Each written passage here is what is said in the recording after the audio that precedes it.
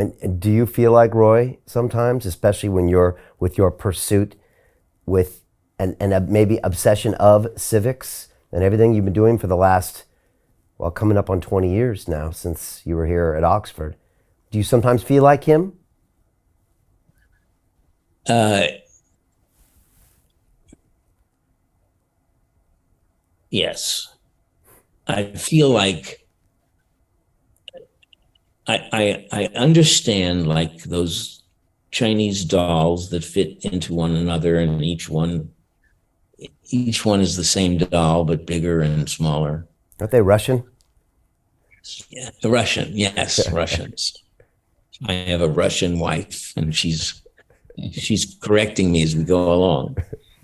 And I knew that my life was at various times as big as I thought and never as small as I thought it might be. And I had this enormous image of, you know, how people are always saying, I looked up into the universe and I thought how small I was. Well, when I looked up into the universe, I thought how enormous I was.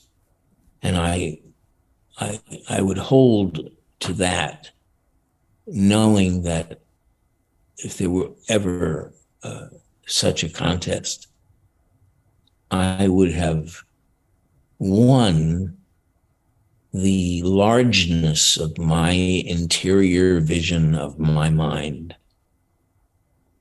You know, I see this vast, enormous thing, which I knew when I was about 12. I knew that I had to make friends with the one person that I would travel through my life with, and that was me. I had to make friends with me and not think of him as a companion, but to think of him as, we're going to share this revelation, this series of revelations. And without that, I would not have been whatever it was that I was becoming. Is this your life's work? Is this the most important thing you think you will do in your life, this work on civics? Or is it just something that you're doing now in your life and you've done many important things with your roles on screen and highlighting other parts?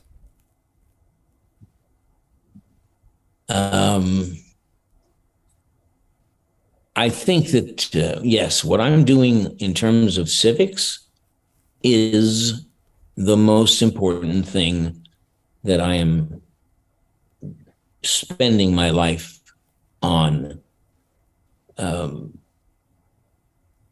Yes, I don't think people have oftentimes the rights or the set of circumstances that allow someone to say, I'm doing something to save my country.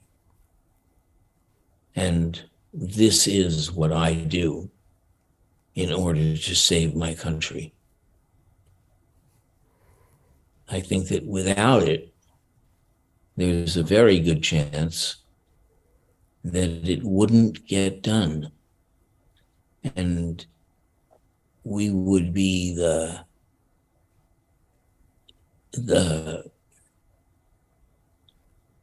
terrible moment when two roads appear and you've got to pick one, and if you don't pick correctly, you will regret that choice for the rest of your life and perhaps past that.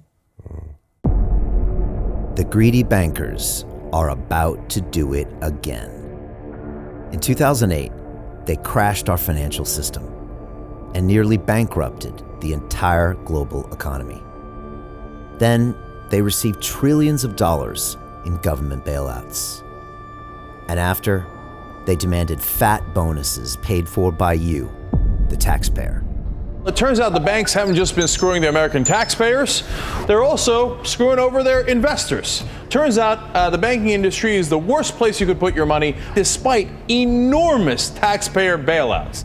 Now the bankers are back to take away your financial freedom. They lie and tell you that cryptocurrency isn't safe.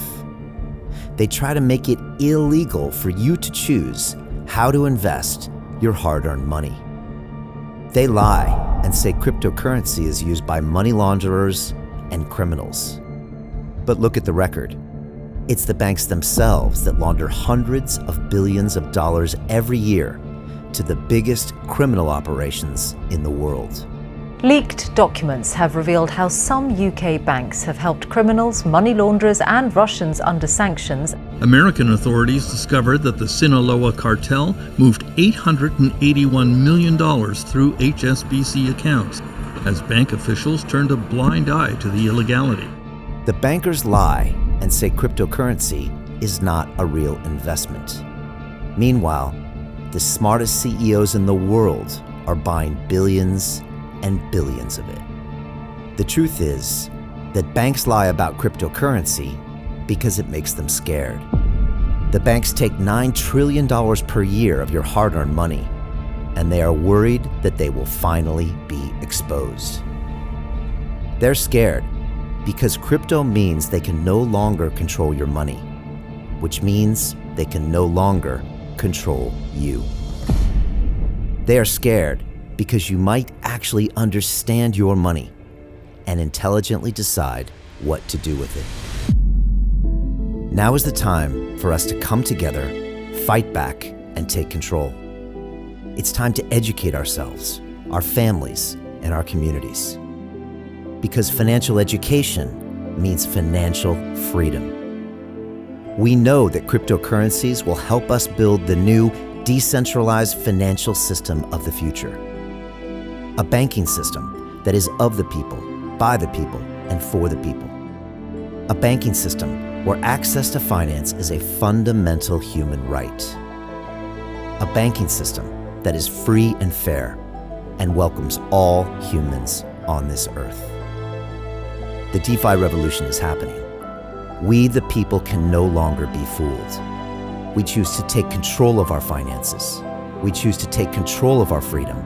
We choose to take control of our future. Join us, and let's take back our financial freedom forever.